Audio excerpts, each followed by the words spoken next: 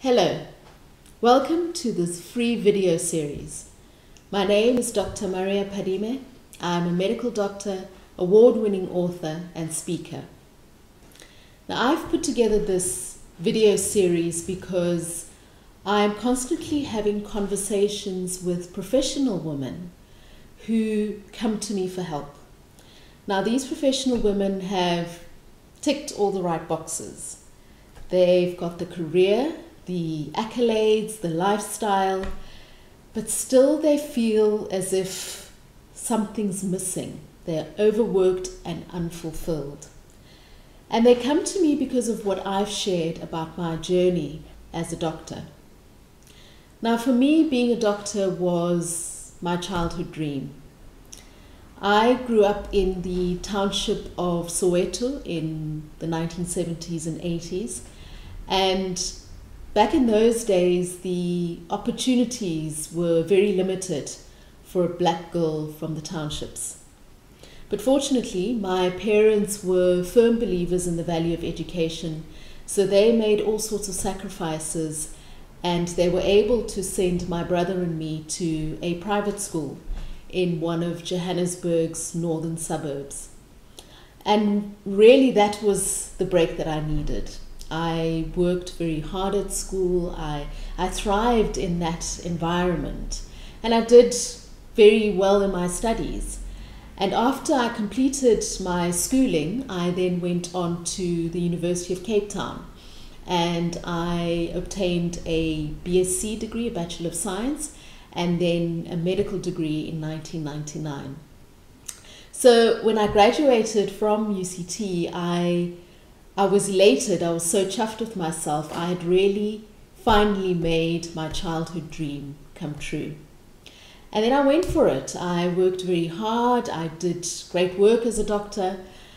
But in that process, I also began to feel as if I was losing something of myself. So after just 4 years of clinical practice, I then made a very, very difficult decision and I walked away from clinical practice. And I then went on to do an enormous amount of work on myself in terms of restoring myself to who I really am. And it was through that process that I was able to then write about my journey in my memoir titled Postmortem, The Doctor Who Walked Away. And that book really has touched the lives of many people, both in the medical profession and outside of it. So these women who come to me are really coming to me because of the challenges that they're facing, the sense of something missing, an inner void within themselves, even though they've ticked all of these boxes that they are meant to tick. So that's really what I'd love to talk to you about in this video series. How do we as professional women continue to do fantastic work in the world, but in a way that doesn't leave us feeling overworked, unfulfilled, disillusioned, and burnt out? And I'd like to specifically address 3 common myths that lead to us feeling overworked and unfulfilled. And in this first video, I'd like to address something that is unfortunately very common amongst us professional women. And that is this need to do it all and to be it all of the time. I think far too many of us suffer from Superwoman Syndrome. Now let me paint a picture of what a typical superwoman looks like. So this is the woman who will volunteer, always volunteers, to be on the organizing committee of the fete at her children's school. At the same time, she'll take on the toughest projects at work and she will give 110% of herself to those projects and ensures that she over-delivers every single time. The Superwoman, on top of doing all this magnificent stuff, she entertains like a goddess. She always looks immaculate, and she's always there when you need her. Now, on the outside, this woman looks like she's got it all figured out. However, on the inside, it's a different story altogether.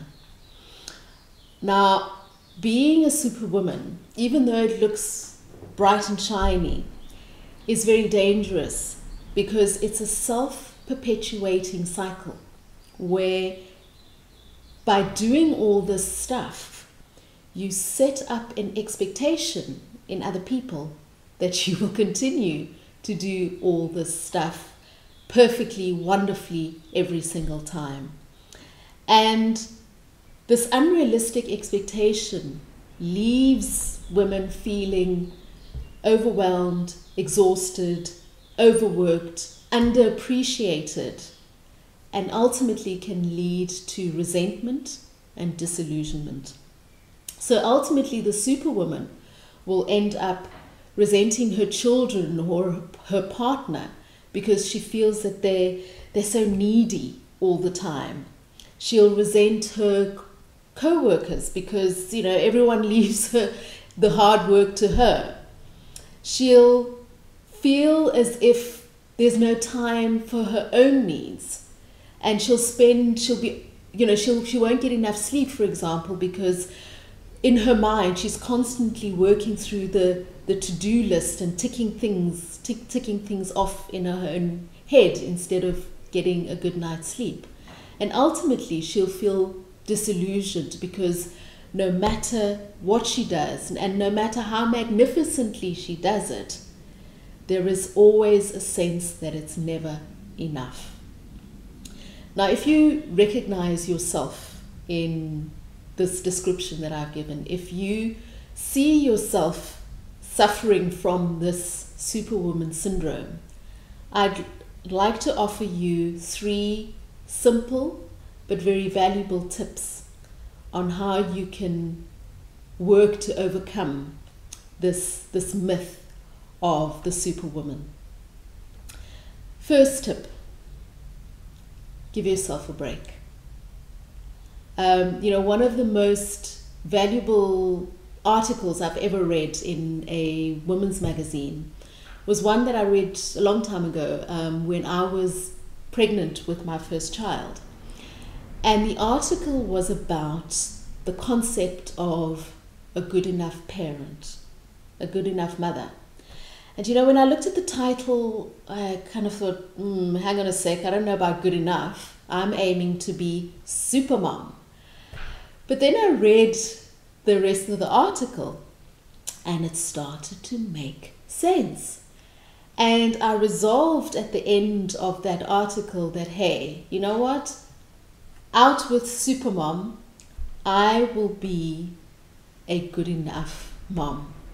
And that decision has made a huge difference to me. So it means as a mother, I don't give myself such a hard time when I sometimes give children more sweets than I ought to.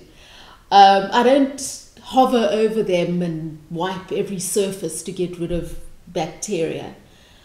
I forgive myself more easily when I make mistakes.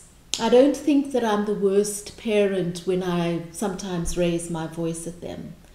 I have learned to give myself a break as a mom because of that resolution that I made 10, 12 years ago to be a good enough mom. And as much as it's been valuable for me, I think it's also been very valuable for my children. I've got 2 girls, and I think it's important for them to see that mommy is a human being. And being a human being, she's both wonderful and flawed. And I think that's a fantastic lesson for my girls to learn. So, give yourself a break. You are enough. So, the second tip. stop multitasking. You know, as women, we've bought into this myth that we are great at multitasking. And the truth is that we're not. However, we multitask because we have bought into the myth. But for me, the way that I see multitasking, it's like I cut myself up into tiny little pieces, and then I expect each little piece to do the work of a whole person. Now that's crazy. It just can't happen. So stop multitasking. It's exhausting, it's unsustainable, and it will leave you feeling overworked and burned out. Now, obviously, the obvious question that you might have is, well, the reality is we do so much stuff because there is so much to do, particularly for us as women. And I understand that. So linked with stopping the multitasking is the need to learn, for us as women, to learn to say no. Now, I know this is a toughie, and you know, it's been very, very difficult for me to learn as well. But the reality is that we cannot be everything to everybody all of the time. And no is an important word for us to learn to use more often, because it sets boundaries and it teaches other people what they can expect from us. So learn to say no. It's you're actually serving other people, because you're allowing them, you're empowering them to take on their own responsibilities instead of trying to do it all for them. So no more multitasking, please. Do one thing at a time and do it properly, and learn to say no and set boundaries for yourself. And then finally, get some support. We all want to succeed. We want to excel at what we do. But very seldom can we excel on our own. Now take someone like Serena Williams, for example. Now Serena Williams doesn't need a coach because she's weak or she doesn't know what she's doing. Serena Williams has a coach because her coach can help her to see things about her performance that she can't see. And it's through the coach's feedback on her performance that she's then able to up her game and to be as magnificent as Serena is. So get some help. Get a coach, a mentor, someone who's been there before and can help you on your own path. Set up a mastermind or join one if one is available near you. But whatever you do, get some help and support so that you don't need to feel that you need to do all this wonderful stuff all on your own. Now, I hope that in this first video I've offered you some valuable tips on how to overcome this terrible myth that so many of us live with of the so-called superwoman. And all that's really left for me to now ask is, what are you going to do about it? Let me know in the comments below. Until the next video, bye-bye.